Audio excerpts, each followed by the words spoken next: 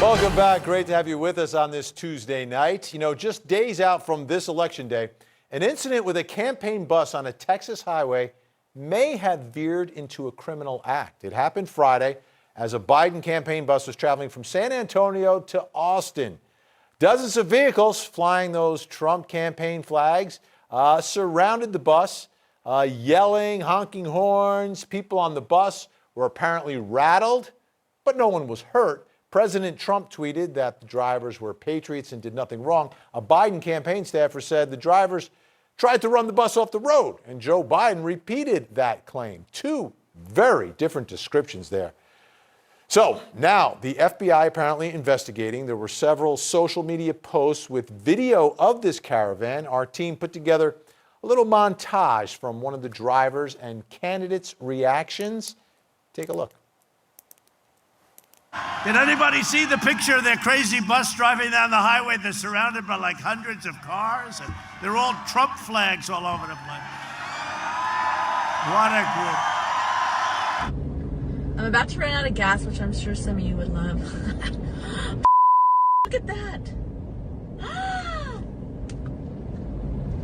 my God. This car is trying to get in. That's the car that's with the bus. California plates. Y'all saw that here, right? I videotaped it. The Biden bus was heading, there's a big Greyhound bus, light bus, painted blue with Biden's markings on the side. And it was on Interstate Highway in Texas. And a bunch of Trump trucks, pickup trucks with Trump flags, tried to run it off the road. We're stopping in front of it. And the president saw it, took the video that someone had taken, and tweeted it back out and said, "I love Texas." You see the way our people, they were protecting his bus yesterday because they're nice. So his bus, they had hundreds of cars, Trump, and the American flag. That's it. You see Trump and American flag. There are 80 Trump pickup trucks with flags riding around my block, beeping their horns for a couple hours. They just shut down, they shut down the Garden State Parkway, blocked it. We've never had anything like this. At least we've never had a president who thinks it's a good thing. Court TV special contributor Ashley Banfield has been following the moving parts on this story, literally, right? Ashley, what have you learned? So, it's really interesting that it's like a Rorschach test. It depends on who you are when you look at that video as to whether you think it's really funny or whether you think it's appalling. Not so much when it comes to the law, though. The law is pretty specific on this one, although there is some subjectivity. So what we wanted to do was find out, since the FBI is now investigating this incident, what exactly could the exposure be for some of those people who were on the road following the bus? Was this merely a traffic infraction, or was it something bigger like voter intimidation? That's where the question really sort of gets serious. We should let you know that technically speaking, what was going on was that that bus, the Biden bus, Biden and Harris were not on the bus, but there was a Texas Democratic politician who was. They were boxed in, and the Trump train, as they call themselves, slowed the bus down to about 20 miles an hour on the interstate. So those are very specific facts that matter. People on the bus called 911 because they were afraid, they were worried. They actually ended up canceling the event because they said they were worried. And that's where things get interesting as well when it comes to the law. I was way in over my head trying to figure out just exactly what the exposure was, whether there was anything that actually did go wrong, whether there were laws broken. So I called up Joe Mystic, who's the associate law professor at Duquesne University. Turns out he knew all the answers. So here's our conversation. What are your overall thoughts about that bus incident? Well, it's always a struggle to balance freedom of speech with what could become voter intimidation. And I'm sure that there are those who would say that this was merely a protest that perhaps got a little bit out of line. But when it crosses the line, it becomes dangerous. Public safety always prevails. So it's our interest in public safety that has to control incidents like this. In America, we like people to protest. We like marches. It's part of our civics in America.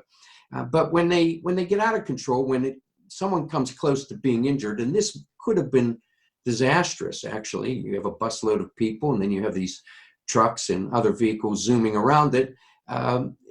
You have to sort of put the brakes on this thing. Depending on who you ask, it was either a very funny moment for Instagram, or it was an appalling display of voter intimidation and borderline crime. And from the video, it's a little hard to tell exactly what happened, but we did see one vehicle hit another, and we did see a bus being slowed down to about 20 miles an hour on an interstate. Does that take this into a different realm at any point? Well, sure it does. And whether it's voter intimidation or just a frolic is really in the eye of the beholder. Those people who were engaged in this were probably having a good time, thinking that they were simply expressing support for their candidate. But those people on the bus, you can imagine, might have been very frightened by what was going on, especially if there were firearms involved. Now, there were reports of firearms being seen.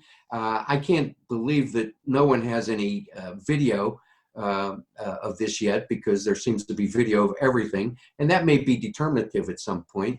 But it can be a frightening situation. Imagine if the bus driver decided to swerve in order to get away, and someone was seriously injured or killed. Then there'd probably be a proper self-defense claim, or if not, a stand your ground claim. So I have a couple of questions that follow that. First is, let's talk about the weapons.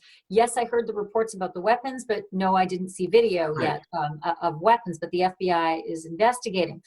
If weapons were brandished or shown or waved outside a window or next to a window, Texas is an open carry state. Is there anything wrong with that?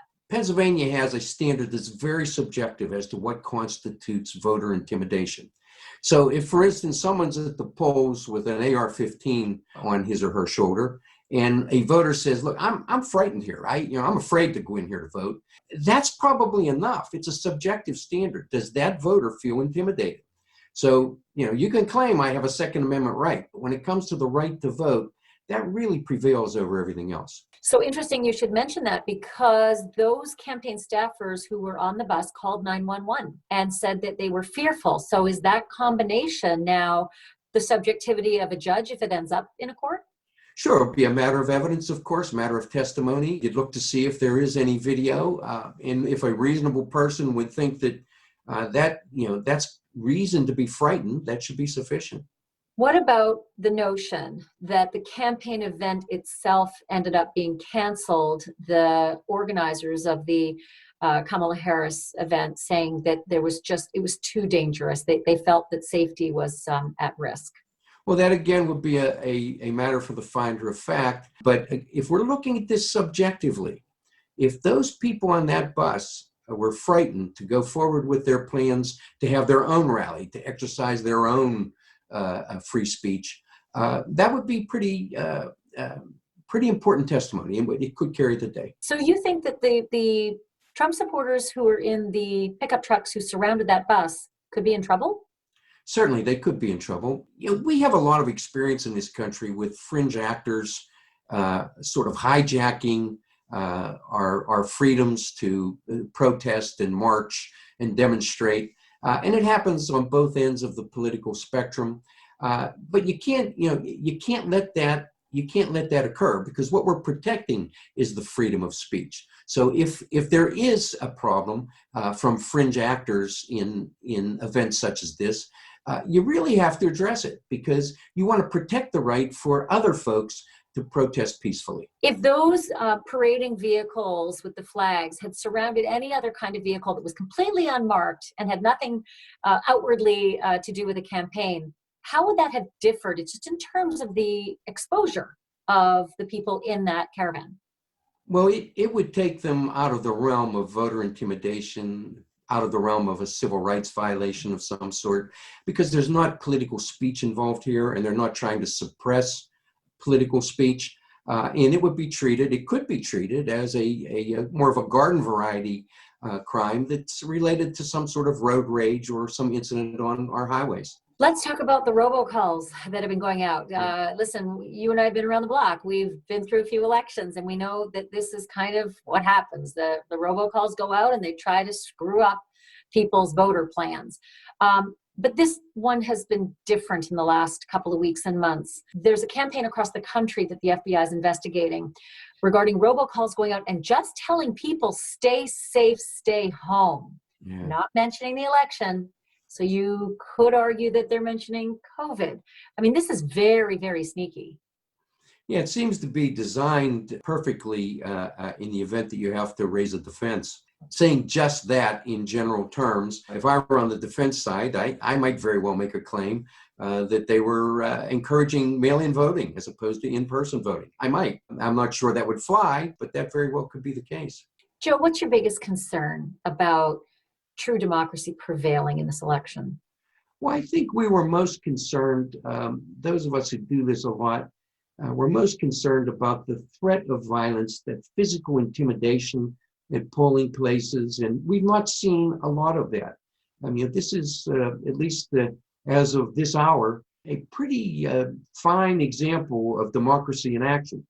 So we've had some of that. We've had some gun-toting individuals removed from some polling places because voters felt intimidated, but it wasn't in waves as had been suggested it would be. I know that our police here and our sheriff's department were very, very well prepared in anticipation of this, and thank goodness they didn't have to do it.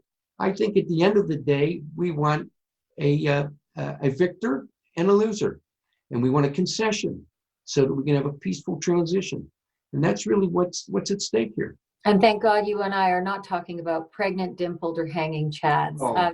Joe, thanks for doing this tonight. Appreciate it. Great being with you, Ashley. Take care.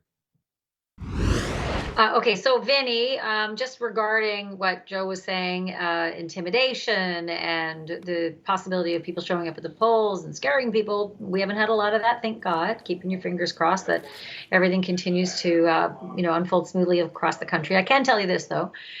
To date, well, it could be a few hours old now, but about 300 lawsuits nationwide have been launched, mostly regarding all the changes to election process across the country, specifically because of COVID and the safety issues. A lot of these challenges have to do with either signature matches, drop boxes, the secrecy envelopes, or the extensions. But Democrats are saying that a lot of the lawsuits aren't actually about anything at all, but instead are, well, let's see, what's the wording? Specifically launched to arouse unnecessary concern and to cloud the election results. So that's another whole other issue, whether the law is actually at play or just spin on the whole process. Yeah. What do you think? Should we count this one? No. It looks like it's hanging. It looks like they tried to punch it through, but I can't tell. I don't know what to do with this one. Flashback. I don't know what to do with this one. All right. Then don't do anything and stop showing it. Ashley Banfield, thank you so much. You got it, Vinny.